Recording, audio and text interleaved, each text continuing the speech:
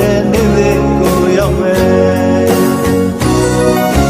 ယုံကြည်ခြင်းနဲ့ကြိုးစားထားမှချိန်မှအောင်မြင်လို့မြောက်မယ်မဟုတ်လား